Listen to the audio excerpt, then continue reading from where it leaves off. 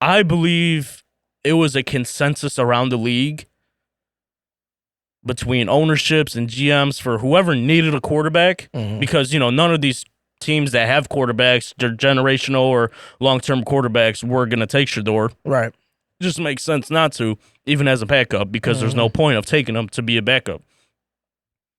But these teams that needed quarterbacks, there was consensus. There was an equal message being spread around the league that wasn't said, but damn well was on display. It was that we will not allow these former players to just get their sons into the league and let them do whatever the fuck they want. Or go to the teams that they want them to go to and stuff like that. I think they also not only thought of the Eli Manning situation, but respectively, and I don't necessarily have a take on this, but viewed the whole Bronny James situation in LA, with LeBron essentially getting his son drafted. Yeah.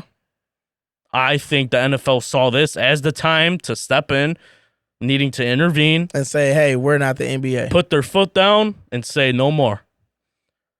If your kid's going to get drafted, he needs to do A, B, C, D, like you mentioned, right? Have the personality. Be more professional. Quote unquote. Don't have a personality like an outgoing personality. Be humble. Whatever that means. Right.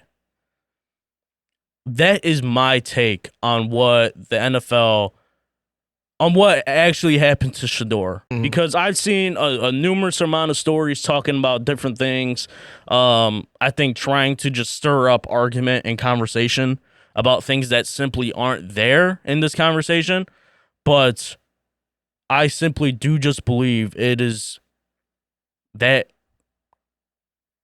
joint agreement from multiple franchises and from the NFL itself saying no more, we're not going to take this anymore, and we're going to make an example of this kid.